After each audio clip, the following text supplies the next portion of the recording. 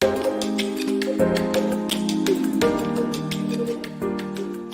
you know there are no late fines on overdue materials at QPL? We want to make sure everyone can use the library's resources, no matter their circumstances. For more details on QPL's elimination of late fines, visit queenslib.org/goodbye late fines. School is in session and we have free help for homework. BrainFuse Help Now offers homework help, online tutoring, and more school support for kids in grades K to 12 daily from 2 to 11 p.m. A library card and Wi-Fi connection are all that your child needs in order to participate. Visit queenslib.org/brainfuse to get started. The next election takes place on November 8th, and early voting starts on October 29th. Visit our blog for more important dates, voting FAQs, voting plans, and voter resources.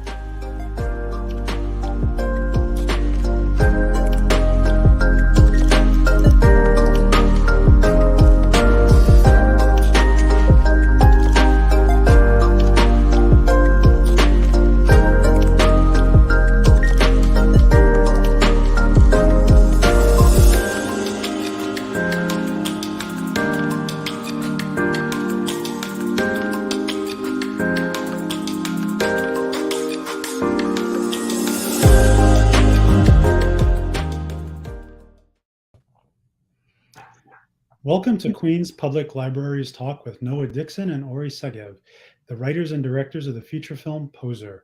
IndieWire writes, spiky, funny, feverish, and more than a little nail-biting. Variety states, the whole thing is oddly beautiful, absurdly compelling, and even freakishly watchable. The Boston Globe calls it an indie Midwest persona. The New York Times declares, a drifting psychodrama whose menace builds with excruciating slowness. At once polished and punky, Poser is about the maturing of a vampiric personality. Like its music, the movie feels exploratory and raw-edged, yet with a persistent pathos. Hi, I'm Brian Alessandro. For those of you who don't know me, I have written for Interview Magazine, Newsday, Penk, Huffington Post, Lambda Literary, and I've recently adapted Edmund White's A Boy's Own Story into a graphic novel for Top Shelf Productions. It'll be released this Christmas. Additionally, I co-edited Fever Spores, The Queer Reclamation of William S. Burroughs, an anthology of essays and interviews about Burroughs for Rebel Satori Press. I'm also the co-founder and editor-in-chief of the literary journal, The New Engagement. My first novel, The Unmentionable Mon, was published in 2015, and my first feature film, Afghan Hound, was produced by Marriott Media in 2011. It is now streaming on Plex, Tubi, and Amazon. My new novel, Performer Non Grata, will be released in April 2023 by Rebel Satori Press. Culture Connection, curated by Daniel Zaleski and now in its 9th year at the Queens Public Library, is proud to present international artists from emerging talent to award-winning masters. These disciplines include music, theater, author talks, and film. Now expanding into a virtual format, Culture Connection is currently reaching a global audience. Noah Dixon is a film director, screenwriter, and editor who graduated from Denison University in Granville, Ohio, where he studied film. Ori Segev is the cinematographer of over a dozen short films. Together, they co-directed their debut feature-length film, Poser, which had its world premiere at the 2021 Tribeca Film Festival. Thank you so much, Ori and Noah, for joining us. Ori and Noah, for joining us this evening. Nice to be here. Thanks for having us. Yeah, my pleasure. For those of the viewers who have not yet seen the film, would you be able to give us a very brief synopsis of Poser? Yeah, it's about a young woman kind of struggling to find her voice and kind of trying to work her way into a music scene based on the music scene where we live in Columbus, Ohio. And she starts a podcast to kind of gain access to these musicians. And while she's doing this podcast and interviewing musicians, she interviews and meets a performer named Bobby Kitten and kind of becomes obsessed with her. And the film kind of goes into a dark area and almost kind of a stalkerish kind of vibe. So that's kind of the quick version of it. It's pretty comprehensive, and it's a really compelling story. What inspired it? I mean, a lot. Good question. So much. Where did it come from? I mean, a lot of it is just, Ori and I got our start as filmmakers by working on music videos. After we met in school, and after we graduated, we moved to Columbus. and just wanted to continue working together as filmmakers. So we worked on a lot of music videos and met so many kind of just unique musicians here in Columbus. So that, I mean, a lot of the music and the musicians and the spaces, the locations, and kind of just like art galleries and clubs and places that we've went over the years, kind of in our 20s, like that was the biggest source of the inspiration. And then I think a lot of things kind of spiraled from there for sure. And like, just to add to that, it felt like a lot of the musicians and friends we had like are movie characters in a way, and like kind of being in the scene with them. And so it really like started with Bobby and her boyfriend Z and their band Damn the Witch Siren. So And so you knew of them. Yeah. We had Beforehand. met them, and we had worked with her on a music video for another band called Public. She just like acted in the music video, and she was so amazing and really talented and easy to work with. And, you know, that was a couple years before we even wrote this, but we always sort of had like thought working with her would be really fun. And so it just kind of went from there. Yeah. And I have to say, you know, I know a lot of these characters are actually musicians. They're quite good actors as well. Yeah, we were I mean, that was the kind of the big unknown. And I think we were super fortunate to work with so many like just really talented people across the board beyond their music and their skills. And like Ori was saying, like making this movie was just kind of just making a movie with a bunch of our friends. And we had known most of the people in it, and we'd known, you know, everybody. Was kind of a very collaborative process. But yeah, I think that was I remember before we started shooting, that was the thing that I was most nervous about, because I think that's a big indicator of kind of an amateur-ish film, is kind of the bad acting. Sure. And that was something that we had not had as much experience with, because we're more visual directors and we had a lot of experience with music videos and commercial stuff. But this was kind of like one of our first times working with dialogue, and it definitely kept me up at night. But after the first few days of shooting, like we immediately just knew we were in good hands with both Bobby and Sylvie, because they just were so natural on screen and on camera. Yeah, I mean, that's why we cut my scene. Was your scene? Nah, I'm just kidding. I was saying that's why we cut my scene. That's funny. So it's really like an ode on some level to your city and your community. Do you, and because the film is so invested in the music culture, do either one of you have a background in music? We both do, but not really. Like I noodle on a guitar, Noah plays piano. Yeah, we'll jam together. I mean, we've spent a lot of times, I think, wishing that we were in a band, you know. But yeah, I think I originally went to school to be a music major, but I think I quickly realized I wasn't as good as a lot of the other musicians. So that's, you know, I switched over to film. But I think that music is certainly always a driving force to anything we work on. Like a lot of times, whether it's a commercial or whatever project we're working on, like we always are thinking about the music first. When we're writing scripts, we're always like making Spotify playlists and sharing those with us. And we also co-edit together. And that's like anytime we're editing a scene, like music is always like the biggest thing, you know, that's driving anything we do. So I think that's another reason why we kind of decided to shoot our first film based on this music scene, because it's something that felt very comfortable and natural for us, and kind of a world that we felt like, okay, we can do this. And I'm going to ask you more about the collaborative process in a minute, but I want to, before that, learn more about how the film was made. I mean, you shot it, then you shopped it, it ended up at Tribeca, then Oscilloscope bought it. Is that the sequence? Yes. Yeah. And was it very difficult to raise funding? It's always, for independent filmmakers, that's always the greatest challenge usually.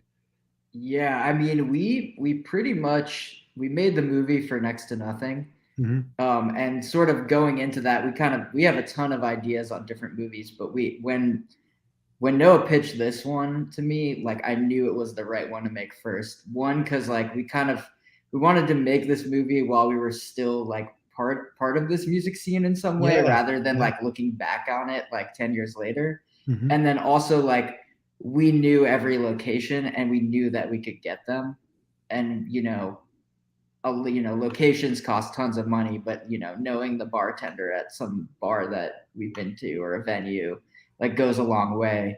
And so we sort of knew that we could pull this off for like the resources that we had to make it. I think that's smart. The film has like an anthropological quality. It's like this culture so well, and you can. I mean, I have a pretty good detective for, calling BS on certain books or movies. I'm like, oh, they're faking it. They don't really know the scene. But you feel so much.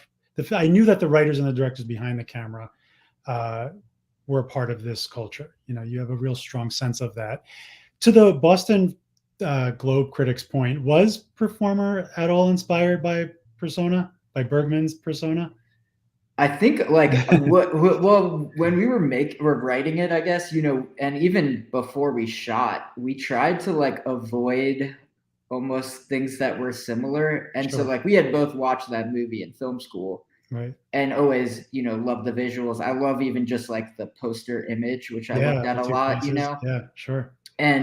But we tried really hard to like avoid watching those while we were writing and making it, just so that we didn't that we could come up with things on our own, and not, be influenced too much. But I would say it is an influence for sure. It's hard sometimes. It's hard to avoid these things as artists, as writers or filmmakers. It seeps into the unconscious, right? And sometimes it stays there a little. Like Harold Bloom wrote the Anxiety of Influence. Mm. What does the film say about podcast culture? I feel like you're getting at something thematic when there's. I don't want to say it satirizes it per se. Is it fair to say that? I think so. I mean, there's definitely satirical elements throughout. I mean, I think early on, like we knew that we wanted a definitely a level of like poking fun at our generation and culture and kind of the podcast and the music world. And I mean, Ori and I both like, I think with all forms of art, but I mean, we definitely like share a lot of podcasts back and forth. And I think podcast is something that is definitely in our generation, like, something that influences us a lot. But I don't know. I mean, I think before we even knew that her character would have a podcast, I think we knew that we just wanted her to record things like secretly. Like before we knew what the story was, we loved the idea of the image of somebody like secretly recording something. So I think the inspiration for the podcast was just like, oh, that, she should have a podcast because that's something that would make sense for that character to do. And also to add to that, it felt like the perfect way to talk to people that you can't normally talk to. It's like a way in. It's like you're one-on-one with someone. Even us having this conversation, it's like the sort of podcast platform allows for that. So it felt like it was right as soon as we came up with it. And to that point, I actually want to speak a little bit about Lennon as a character, because this film does feel very much like a character study. It feels to me like you were exploring ideas of isolation and alienation and loneliness. And to Ori's point, this idea of creating a podcast gave the character of Lennon access to people that she otherwise wouldn't have had the comfort level to befriend or to speak to. Can you say a little bit more about that?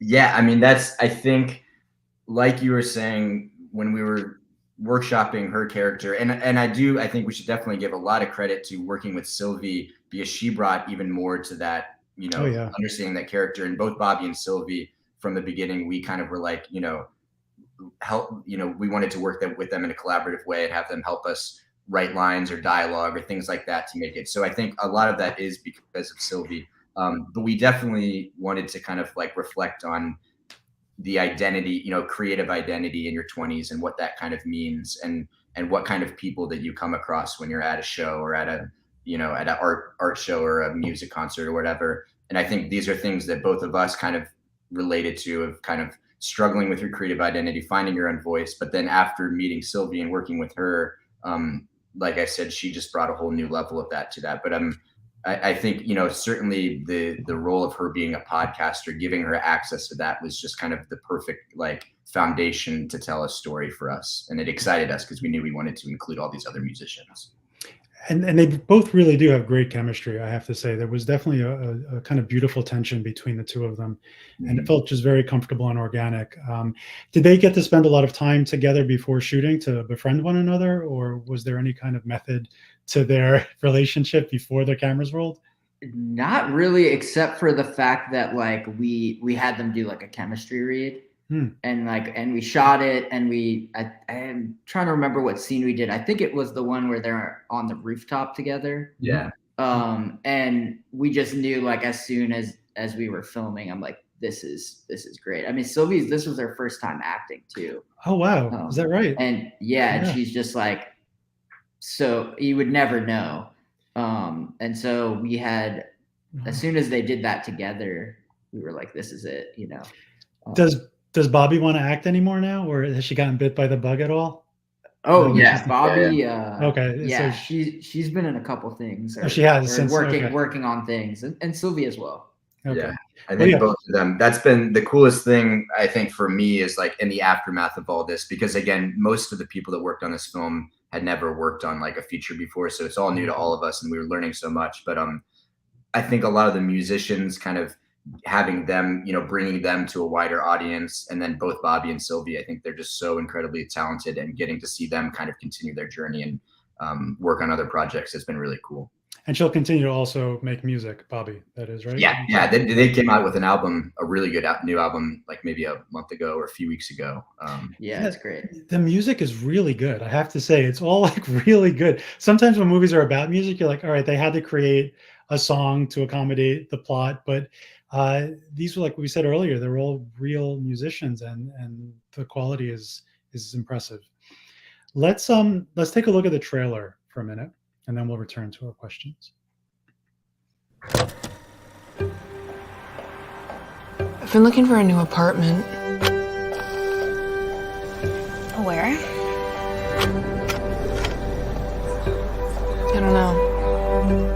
I want more space to be creative.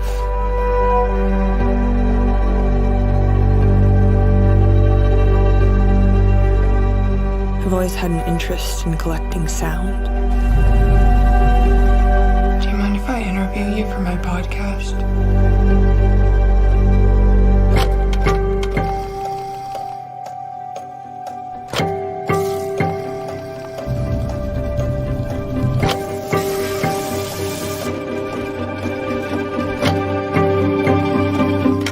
Do you like music? Yeah, I like music. Me too. I've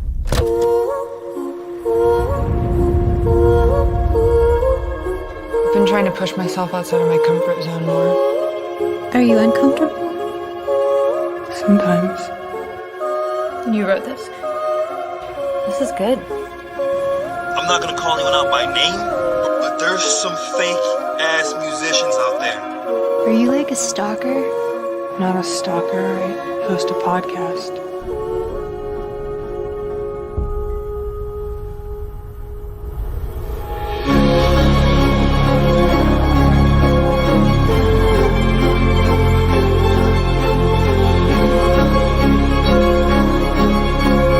The scene here is small and concentrated, musicians mingling and collaborating. I see these artists on stage and they have something that I don't, a certain kind of tenacity that almost feels superhuman. But the scene has a tendency of shifting from day to day.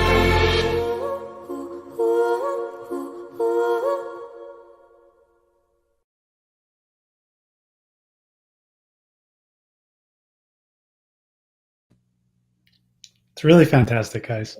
Thank you. I haven't watched that in a while. It's very effective. It's a very effective trailer. Is it fair to say that the central theme that you explore is identity and how we construct personas to be celebrated or to be accepted, or to combat loneliness? Is there? I mean, obviously, the character of Lennon lies, right? I think we could say that. Mm-hmm. But how much went into sort of the thought process of exploring this issue deeply? Of, on some level, we're all posers, right? Can you say a little more about maybe the driving philosophy of the film? Yeah, I mean, I can speak for myself. I think definitely when I was writing the kind of early draft of it, I was reflecting on my own experiences going, you know, being a young artist and trying to figure out myself. And I think for me, I felt that I felt at times I would either be like a Bobby character or a Lenny character. Like sometimes I'd go in a social situation and I would feel very awkward and isolated and lonely and kind of like, should I be here, or like, am I a phony? Am I fake? Or questioning that. And then other times I feel pretty like confident, like, oh, I have a really original voice and I feel comfortable and charismatic kind of sharing that with the world. So for me, I think definitely, the theme of identity and reflecting on that. And I think that I wanted to kind of bring in the satirical elements of like you said, that to a degree, art in some ways is all kind of poser. We're all kind of posers to a degree of, influence and what is our true self. And there's one quote that I love, and I can't remember who it's by, but it's like, I'm not who I think I am. I'm not who you think I am. I'm who you think I am, or something like that. I probably messed it up, but it's just one of those kind of meta things that's just like, nobody really knows the true persona that they're putting out there. So yeah, I mean, definitely something that we talked a lot about. And I think individually, I talked a lot about with Ori, and we talked a lot about it with Sylvie and Bobby and everybody that worked on the film. There's definitely that reflection of what does it mean to have your own identity, and it is a true identity. And for a young artist, it really is something that I think everybody does struggle with at some point. And I think throughout their career, I mean, I've spoken to people who have been in the arts for 40 or 50 years. They're very established and recognized, and they still have that level of uncertainty, or they suffer from the imposter, right? The imposter complex. Or, I mean, Noah shared his sort of feelings about it. What about yours? Can you? I definitely feel very similar, and it went into a lot of conversations with the movie. I think from a more speaking on the bands and stuff, I think that, we had done a lot of band, interviews and different things. And I think like trying to set yourself apart as a musician and like what words you use to describe yourself. And there's a sequence in the movie where all the bands are listing their genre.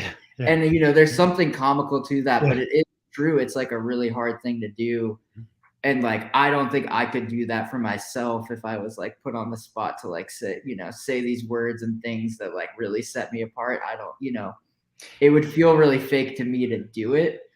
But I think that's something that we like, we're kind of playing with and having fun in that one sequence, but also like throughout the movie. And I definitely like also on another note, kind of like relate to Sylvie in the like, I've always sort of brought a camera around where like it's been like my crutch, where it's like, okay, if I'm like don't know what to do at this party or this concert or like whatever, I'll just take pictures. Or like or I'll hit bands up and say, hey, I'll film your show or like whatever, and like have a reason to be there in a much less creepy way than Sylvie or than Lennon. But it's like something that sort of I always like related to that part of like trying to like figure yourself out and what you do as an artist. Yeah, I think there's also something to just having something to do. I always said I'd probably be less afraid to fly if I was a flight attendant, because I'd be busy serving people. But as a passenger, I just sit there and think about the plane crashing. So I think the same goes for a party. If I have something to do to keep me busy, even if I'm the host and I have to attend to people, it's a lot less intimidating than just being a guest that has to socialize. Yeah, totally. There's also a very interesting, just to stay on this theme for a minute, there's a performative quality to these personalities. There has always been in music and other art forms this sense of we are all performers all the time, not just posers, right? Not just feeling like we're imposters, but also full-on performers, that we are performing, whether we're on stage making music or behind the camera making a film. In every moment of our life, there's a presentiment that we have to keep in mind. And I think, do you think that not Lennon's character, but Bobby's character, do you think that what's her character's name again? I'm sorry, is it Bobby Kitten? Bobby Kitten. She kept her name. Okay. Yeah. Do you think her character wrestles with this as well? It's not revealed as much as it is on Lennon's side. I mean, they're definitely, and I remember in an earlier draft, and some of this still stays, but I think we actually cut a lot of her scenes. Unfortunately, there's scenes that we both really liked, but for whatever reasons in the edit had to cut. But more scenes about her kind of being disenchanted by by the music scene towards the end of the film, which some of that remains. But yeah, I mean, I think definitely for her, because by meeting her character through meeting Lennon, it kind of reflects like, oh man, like everybody's performing, everybody's wearing a mask, kind of that kind of, she almost has like her own little identity crisis through that.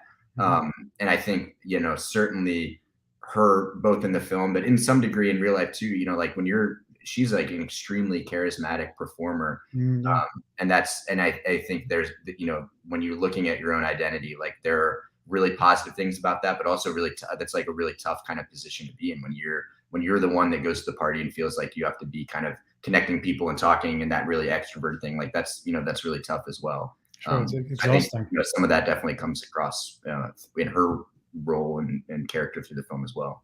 Oh, I thought so. So I know the film is about specifically the Columbus, Ohio independent music scene, but what do you think that Poser is saying about the contemporary music scene in general, in this sort of social media age, this DIY age, this even with cancel culture as a sort of mega context? Are we in like a post era? Is it? Have we gotten so post that we're no longer present? I don't know. What are your thoughts about That's that? a good question. Yeah, I don't know if I have. Yeah, I mean, I was just thinking about like our music scene specifically. Even in the movie, I actually never say Columbus. We kind of always wanted to keep it like, okay, any Midwest. And if you've traveled the Midwest, a lot of these sort of smaller cities like feel kind of similar. And I think like the sort of music or art scene kind of is able to be created there because, there is like the ability to like buy a cheap warehouse that like you could never do maybe you could do in New York, but it would cost a lot more money and just kind of do these collaborations. And like our music scene in particular, since there's not that many people, you sort of have these weird crossovers where like two bands that aren't really the same genre will like play the same show. That's it. That leads me to another question that I have about geography. Would you say all of these Midwestern cities are very sort of insular, or is there a good deal of sort of transitory, like cross-pollination? Like, for example, if I were to tour Columbus and I ended up in then like Chicago or Detroit, would I happen to see the same musicians or artists? Do they all stay put, or do they tour the region, I guess? Does everybody know each other? Probably a little bit of both. I mean, definitely in Columbus, like it's small enough that most musicians know each other. And like Tori said, there's a lot of kind of like, you'll go to it's not big enough for there to be like multiple scenes, like a punk scene and a rap scene or whatever. That usually there is kind of a lot more collaboration. I mean, a lot of these bands will go to different cities and, they'll be doing shows in Chicago or Indianapolis or Cleveland. But I think it feels like there is definitely a community that is comforting. And, when we go to parties or we go to events, like you'll see the same kind of faces, which I don't think is always the same in a bigger city because it's so big. And you'll find those communities in just the punk scene or the heavy metal scene or whatever it is. But I definitely think that I think there is some movement around, but a lot more cross-pollination just because it's a smaller thing, Sure. How did you guys find transitioning from short films to a feature? Were you surprised at how was it more? I mean, go ahead. I won't interfere. Answer purely. It was scary. It's something that we had just been wanting to do for years. Like ever since we met, I feel like it's something that we had been working towards but wanted to do it at the right time and wanted to just practice. Like, I think we spent years kind of working on our craft, in all regards, in directing and editing and producing and understanding all the different facets of filmmaking. But it's so different than a short film in that just the how big it is. I mean, it having to make so many decisions day after day after day, and it's like you're running a marathon. Oh yeah. How many production days did you have? We did it in 2 blocks, but I think we shot like 24 days, and then we had some like off days where it might have been Noah and I and a producer just kind of like shooting one little thing, or there was one day we like woke up at like 5 a.m. to get the train shots, like just stuff like that. So I think folder wise, we had like 30 folders of days. Wow. How did co-directing work? Well, We've always been doing it. Luckily that was, we were kind of confident in that because we've done it for so long on other things. But we've, I think from very early on, like we've kind of known the ways that we work really well creatively together, and that we kind of fill out each other's strengths and weaknesses. Ori, I think, is much better with the visuals and the technical aspects of filmmaking. And I think in a lot of ways, a much better kind of leader than am I. Like he kind of understands the set and is good at kind of controlling, the crew and everything. And then I'll usually work more with, one-on-one with the actors and kind of work on the performances. But again, we, throughout the entire process, like we're working on the script together, we're doing pre-pro together, we're directing together, and because I think the biggest strength of ours is co-editing together.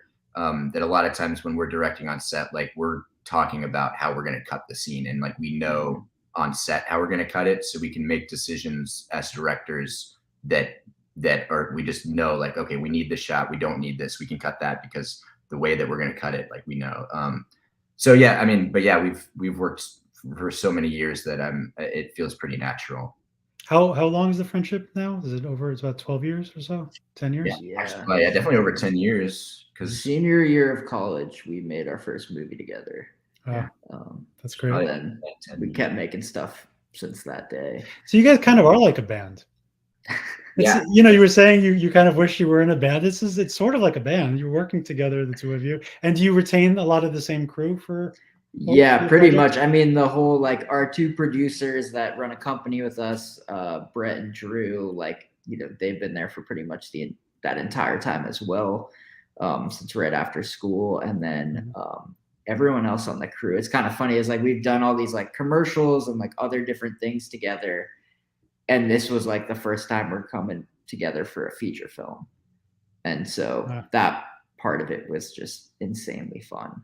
Yeah. Stressful, but fun. Sure. Yeah. And I think I told you earlier before we started rolling that I made a film about 12 years ago, and it was the most difficult thing and also the most exhilarating and satisfying thing I've ever done. And that feeling full well, obviously, after Poser. Talk to me a little bit about the Tribeca Film Festival. What was it like to get accepted? What was it like to screen there? And then what was it like was there kind of like a bidding war or process? And talk to me about that whole experience. Well, to start, we never thought, like, we were just making this movie to like show it in Columbus, like one time on a big screen to like have some fun. Cause we realized that like we had to make a movie to prove that we could make a movie, to get money to make a movie. And so like, there was just all these like factors. So we were like, let's just do this. We have the time to do it. And like, we have an idea that we're like, the one thing about us is like, as soon as we have an idea that we're both like 100% on, like the momentum starts going, and we just like constantly talk about it, constantly work on it. And this was one of those. I think the first thing Noah showed me was the font for the word Poser, and just like, and it's still the exact same way it is in the movie. I love that font. What font is that, Noah? This is Helvetica. Just Helvetica? Yeah. There's that documentary about what's it called? I think it's called Helvetica, but there's Helvetica has so many different applications depending on the spacing and all this stuff. So we both geek out about fonts, but I really geek out about fonts. I do love fonts. I like a nice font. I do. Yeah, we always pick that up first. But to answer your question, we were not expecting to get into Tribeca. That was kind of like a shoot for the stars mentality,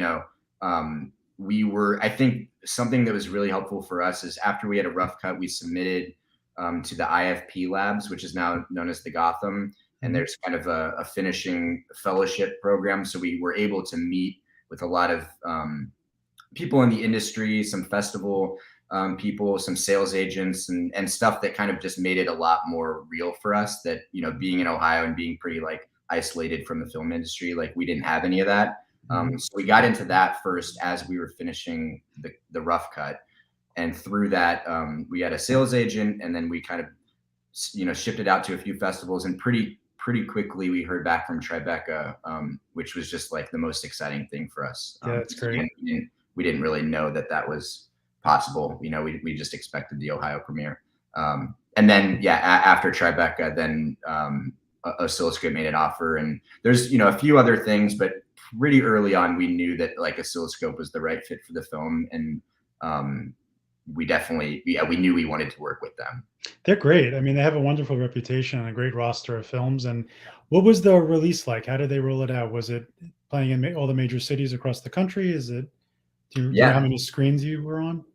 I don't know. Yeah, I don't know. That's definitely like a Drew and Brett question for the numbers. But I mean, it was a lot of cities. We did, you know, we did a premiere in New York and then LA, which we flew out for, and did some Q&As about like 3 screenings, I think, in each of those cities. We did a really big release in Columbus, which was cool, and we did that about like a week and a half before New York and LA, and we threw a concert with all the bands, and it was awesome. We had like maybe like 800 people there, and we had 2 stages, and you could like walk between them. It felt like we called it Poser Fest. Cool. So it's kind of celebrating all the musicians in the movie, and it was just like a really, really great time. And one of like the funniest parts of it was one of our friends went around and drew blue stars on everyone's eyes, and I didn't notice it until like the end of the night, and I was like, there's like 300 people here with blue stars. Wow. So that was kind of funny, but we had a great rollout. It's a commitment for sure. It's a commitment to an idea for sure. And you got to tour essentially to a couple. You almost like a band on some level. Again, sorry to keep going back to that. Just trying to start like a band. You know, I also have to applaud you. So many movies are set in either like New York or LA or maybe Miami, maybe San Francisco. But it was kind of very exciting to see a movie take place in the Midwest. We get so few of those. What do you think, if you had to speak to the film scene, and maybe not just Ohio, but maybe the Midwest as you know it? What do you think is happening there right now that interests you, or that you're hopeful about? Do you think it's growing? Yeah, I think it's definitely growing. I mean, there's like so many talented people. I mean, all over the Midwest, all over anywhere, but you know, especially in Columbus that we've met, like there's all these talented filmmakers, musicians, artists that, you know, I feel like are doing really amazing things. And like, you know, I'm hoping to, you know, help collaborate with them in the future more. And, you know, no matter what we're shooting or wherever we're shooting, I think we'll have a home base and a lot of like great friends and collaborators here. That's great. I think there's definitely a lot of passionate filmmakers, which is great. And I think, you know, for us, and the reason that we decided to stay, rather than kind of moving out to a bigger city in which we knew we'd probably have to, you know, work as PAs and kind of work our way up, is like we just kind of wanted to get right into it. And it's so much more affordable, you know, like we were able to get an office space and rent equipment and buy equipment, and in a lot of ways, and it feels easier, you know. It feels like, oh, if we want to go shoot a scene in a bar, like we don't need to get permits for this restaurant or jump through all these hoops, you know. There's a lot of things that make it easier, I feel like, and we over the years we kind of learned those things and just learned how to kind of use those to our advantage. And I mean, not even just take advantage of them, like people in the community were so excited by us. So when we're shooting on a busy street in Columbus or shooting in a restaurant, like people aren't annoyed by that. Like people are just like really excited by that. And I think for that reason, a lot of filmmakers like really enjoy that aspect of it, you know, being in the Midwest. I'm a New Yorker. I love New York. I shot my movie in Queens and Manhattan, but it was a logistical nightmare. And yeah, people aren't excited about it. They get more aggravated than anything else. You know, you're like, oh, you start to feel guilty that you're making this film. I want to return to Bobby for a second, the character. There was something that struck me that I thought was really interesting that I wanted to ask you about. She's an animal rights activist who hates fish and is okay with their slaughter. Speak to that. I want to know more about that choice. I can't remember where that came from, except for that, like we had did we have the visual of the fish flushing? Yeah, probably first that. and I mean, I kinda think worked this it is, in? yeah, I think this is something that Ori and I do, and whether it's good or bad, I feel like we're learning this as we're working on our script too. Like we get excited about visuals, and we like that'll come first. So I think the idea of the flushing a fish down the, like, we just got really excited about that. So then we were like, how do we work that in? So yeah, I can't remember like the exact origin of that, but I think we just knew visually we wanted to shoot that, and that's kind of like the moment that Lennon turns. But I think, yeah, there were a lot of little indicators like that, and a lot of them that we actually had to cut, but little things that kind of like Sylvie's character Lennon kind of was like pulling from her interviews with Bobby and then kind of like incorporating them into her own life. But yeah, beyond that, just being kind of like an absurd, silly, funny thing. I can't remember exactly why we put that in there. It's like funny, but it's Bobby in real life loves fish. Yeah. Okay. It's funny, but it's also like really dark. And I think that Well, that's yeah. what got us excited, where it's like kind of like interpreting this like small thing that Bobby kind of says like offhand, Yeah, It, and I it thought almost it is a worked. joke, and I think, there's like a lot of animal stuff in the movie. And so once we sort of like, we had, Z wears that wolf mask at shows. He takes it off, I was going to ask you about the wolf mask, and you said you had it handy. Do you still have it I'll nearby? grab it. Because you got to talk to us a little bit about that decision. Does he? Is that? Is Yeah, is there he? it is. There it is. It's fantastic. So he wears it throughout the film. To my memory, he doesn't take it off at all. We never see his face. Is that right? Yeah, Do I we had remember this correctly? moment at the end where he takes it off, but then we cut away right at the end, and that was just like something that we also thought that was fun. Now, this is something that Z, who is really, Z, what's interesting about your film is how much of it is real and how much of it is a fabrication. And I love that interplay. So Z is a person in real life who wears this mask. Yeah. Yes, and he's in a band with Bobby, and so Okay. and that was sort of one of those things where it's like they felt like movie characters. So then it was Yeah. fun for us to kind of like exaggerate that, where it's like, okay, like he never takes it off, and Yeah. that's like his thing, And it's not true, but it's true in like the world of the movie. Well, what's great about the film too is that there is a sequence where we look at performance art. Mhm. Right, Lennon goes to a show to a museum where there is a performance piece, and to me that felt very much like a performance piece unto itself. Just him chilling with his wolf mask on, and Yeah. I want to take a look at some of the images that you had shared with me. So if we can get those up, and maybe you can narrate as we kind of take a look at them. That is Noah with our cinematographer Logan Floyd, who's amazing. Doing the performance, that's the performance art scene. Oh yeah, This is yeah. actually one of my favorite. I mean, I think that we laughed, like the outtakes to that are so funny. The two people doing the performance art are one of our producers, Brett, and then our wardrobe artist, Sarah. And they had kind of choreographed this whole ridiculous performance art scene, but nobody had seen it yet. And then we were just filming, and we had the whole kind of all these kind of hipsters behind them, like watching. And there were so many takes where we were just laughing because we didn't know what they were going to do next.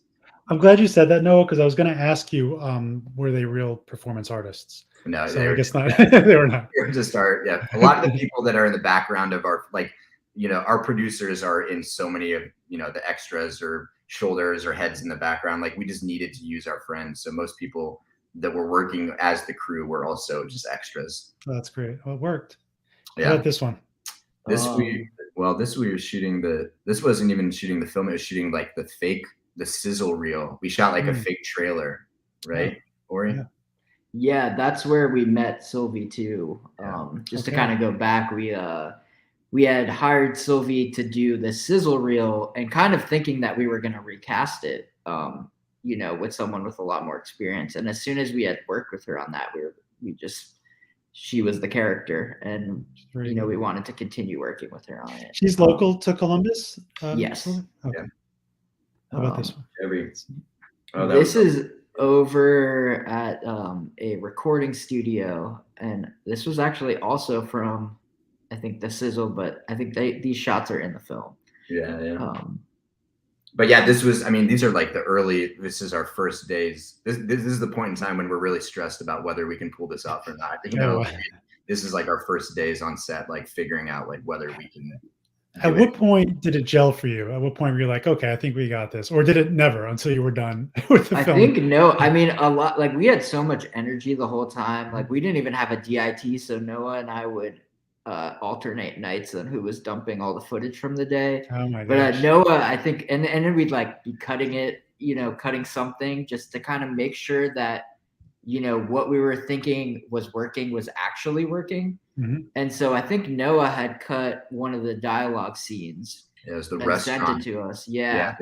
It was one of those things. Like I totally didn't need to do it. It was like I think it was the third day of shooting. We shot the restaurant scene where Lennon is talking to her sister in the restaurant, and that was like our first like dialogue scene. Mhm. And I was just so excited to cut it, even though we had to shoot the next day. But I just cut it and I sent it out to everybody. And that definitely. I mean, I was nervous the whole time. There's a lot of anxiety throughout the entire process of shooting, but I remember that kind of set my mind at ease because I remember cutting it and it like.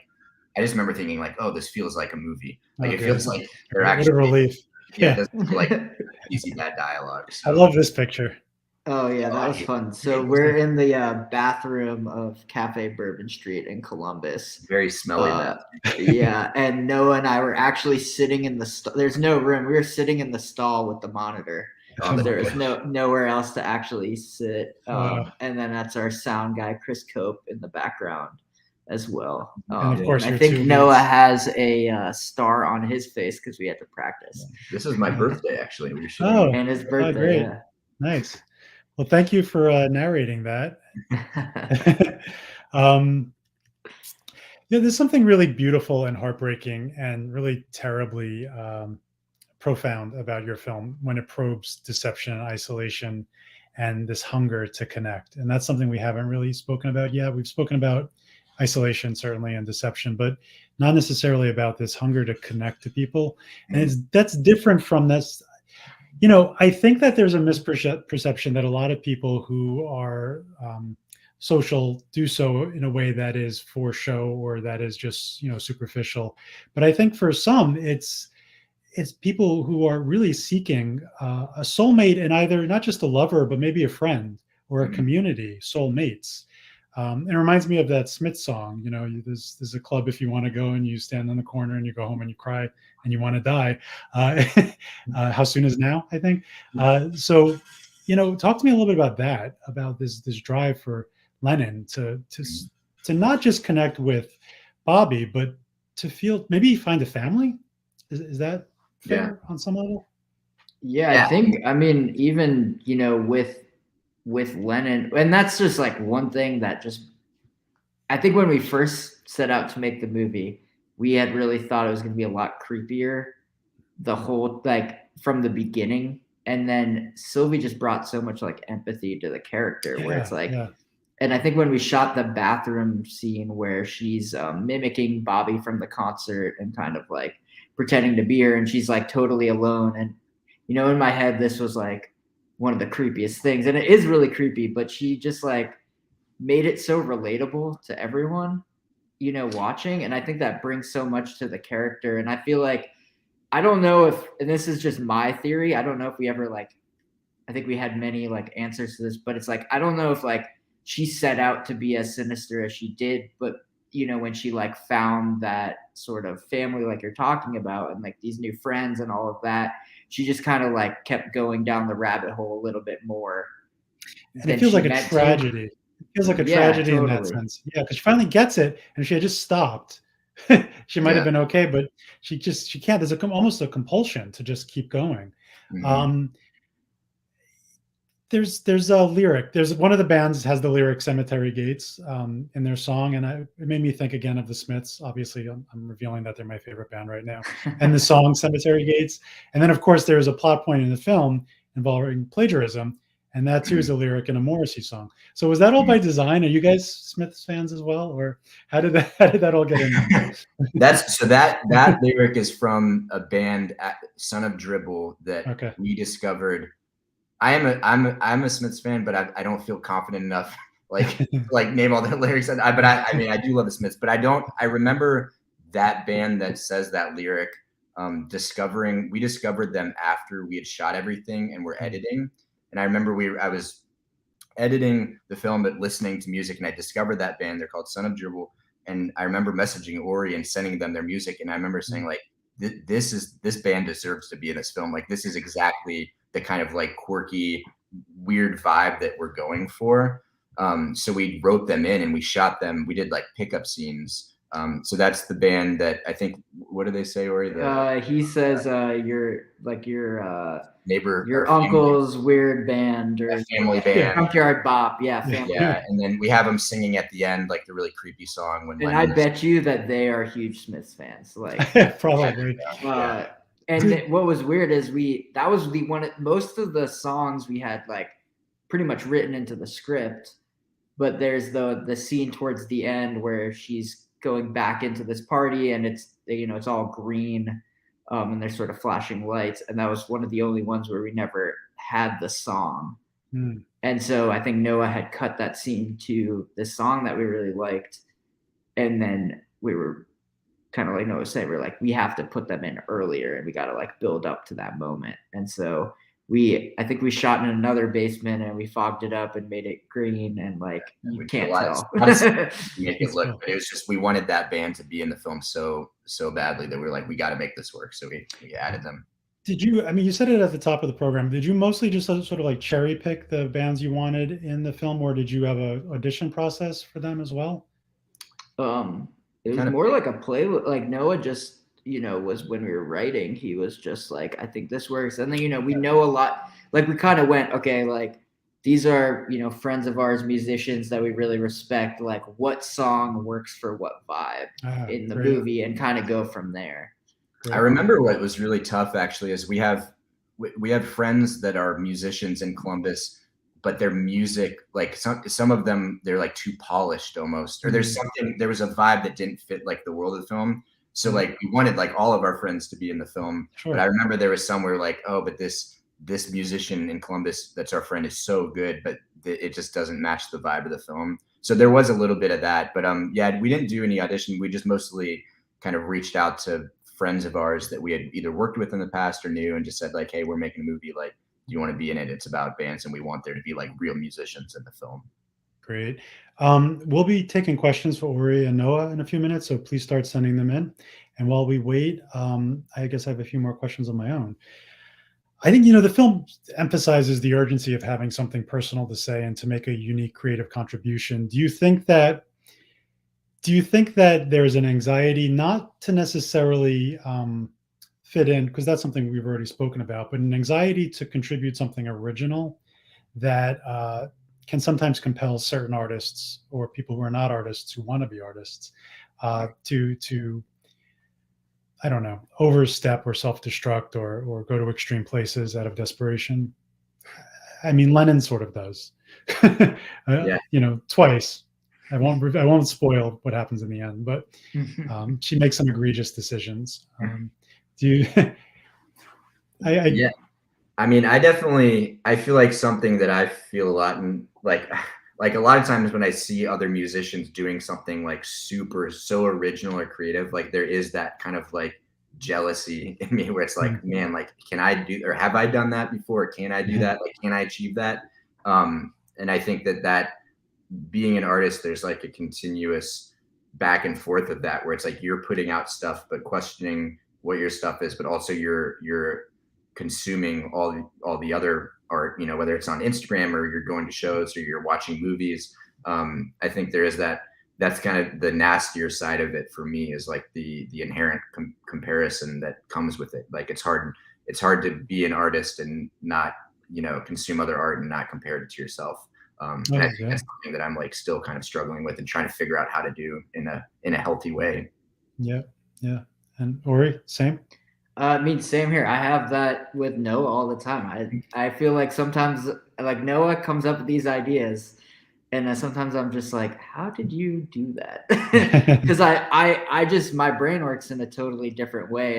And that's what's great about our collaboration is he'll say something and I feel like, I'm like, I know how we'll actually do that. Like if we were to do it the way that you're saying it, like I can kind of like dissect it, and I think a lot more like logistically. But sometimes like I need to hear an idea to like run with it, and then I'm like saying all kinds of things. all kinds of different ideas and different pathways, but I'm not always the self-generator. So I get a lot of like jealousy for when I, That's interesting. Talk to people that are just like, I came up with this today. And I'm like, man, I wish I came up with cool stuff like that. Well, I mean, there's so many different types of creativity and imagination, right? And there's originative, and then there's also complementary. Mm-hmm. And it sounds like Noah might be the originative, and then you're the complementary in this dynamic, and it works so well. What are your thoughts about the current state of independent film? Not just in, Ohio, at the Midwest specifically, but generally. What excited me about your film is that it was truly independent. There's so many, I'm going to say something really cynical and maybe a little nihilistic right now that might get me into trouble, but I'm going to say it anyway. There's so many big studios right now that have like independent film divisions that are, giving like $20 million to actors and saying, go make your passion project, and then calling it an independent film. Yeah. Come on. That's not that's not truly independent. Yeah. There's sort of the truly bespoke independent film scene that we saw in the late 80s and early 90s. Do you think with your film, what inspired me was that it feels like there's still vestiges of that, because your film very much felt like it was made in that mold. You made something on your own and without any kind of studio oversight or polish, and it's in the world now. Yeah, I don't know if this will answer the question exactly, but it's something we're struggling with, like trying to go into the next movie and being like, I think we made this for next to nothing. We didn't have a lot of, we were doing Foley in my bedroom, ourselves, and like all these things where, we're doing everything in a DIY way, the same that's kind of ingrained into the film, but sort of knowing that like what allowed like all the chances that we took on things and the mistakes that we made allowed us to kind of figure this out. And, we are way more confident in our process, but also, we're going to make some more mistakes. Sure. And sort of not having anybody telling us what to do or how to do it at all the whole time was amazing. And, how do we keep that on the next movie in, when we're also like asking people to give us more money? And it's something that we're like struggling, and we haven't figured that out yet, or, and we're kind of just starting that process. But I think we got really lucky on this first one, where like we got to make all these mistakes. We got to shoot a 45-minute take where 1 minute of it is in the movie, like just all these things. And we, we sort of wrote the movie knowing we would we kind of shot things two ways sometimes, just because we weren't sure what was going to work in the end and what the vibe was, or this or that. And we tried to kind of think, okay, we're going to make mistakes. Let's just do kind of cover our tracks, All right. So I don't know if that exactly answers your question. No, it did for sure. Oh, we have some questions coming in. Okay, so the first one, loved the look of the film. How much of it was experimentation on set, and how much was well planned beforehand with a DP? As far as jump in, Noah, whenever, I feel like we definitely had a plan. We storyboarded as much as we could, but we also knew that we would have fun with the musicians and some of these scenes, and so we kind of left room for improv in that sense. But as far as a lot of the shots and the lighting, we tried to have that pretty planned out, or give ourselves time on set to figure it out. Yeah, I agree. So the next question is actually a three-parter. Congratulations on Poser. After seeing your film, I kept on thinking there was a connection to Patricia Highsmith's The Talented Mr. Ripley. Can you comment on that? Can you speak about your next film project? Also, hoping you have one. Please keep making films. And finally, can you also tell us some of your favorite recent films? Wow. Well, so yeah, Talented Mr. Ripley was definitely one that when I was writing the script, I was definitely influenced by. Particularly, I've always loved that film, and I've always loved the dichotomy between Jude Law and Matt Damon's character. Just those two characters are so interesting together in the dialogue. So I remember, in some way, I remember being worried about how much to be influenced. And again, working on a thing like Poser, there was that kind of inner dialogue. But at some point, I just remember being like, man, I want to kind of channel that with these two characters. So definitely Talented Mr. Ripley influence for sure. Next project, we've definitely been working on it. I think the Poser process has been so long, and we've both been just itching to be back on set and working on the next film. So we've been writing the next script. It's a dark comedy set at a country club, and that's all we'll say about that. But we're pretty excited about getting into it. And then I don't know, Ori, if you want to take it with recent films. Yeah, well, these are movies. I'm trying to keep it to movies that Noah and I have both mutually loved. So it's not always. I wrote a couple down real quick. Brigsby Bear. We both love that movie. It's just really fun, and like we like the sort of like weird tone. Like we can't really think, like we'll come up with ideas and things, and everything that we think of is really dark. But then we can't stop like talking about like funny things that could happen. And I feel like there's a lot of movies that sort of have that like weird tone where it's like a serious movie, but there's like these moments that are just like so funny or so like engaging. So that movie's great. Yeah. Hunt for the Wilder People is kind of also in that vein. Yeah. These aren't very recent films, though. I think they're asking. Oh, that's true. Oh, okay, like that. But now I'm thinking, I feel bad. Excuse me. I mean, the last one, I think it was pretty special. We saw Everything Everywhere All at Once together, and like that was cool. I think it was really cool for us to see it together because there's a lot of elements in that, and we've been fans of the Daniel. Like we reference when we work on music. Swiss Army Man, right? Yeah, like, but even before that, like I remember their short. Every one of their music video. The Ball, or what's the ball? The Interesting Ball. Well, what's fun about that is like, and both of us have done this with different friends, is that like anyone who hasn't seen, like as soon as we find out if someone hasn't seen that, like we sit down with them and like watch it. And I've done that with like so many different groups of friends, like with Noah, or like we'll be on like, traveling film jobs, and there'll be some like people that we hired locally, and we like have to sit down and watch that movie. Because it's just so weird and fun. So I think actually watching like Everything Everywhere All at Once together was like mind blowing. It's a great experience, yeah, especially to share that film with friends or in a theater.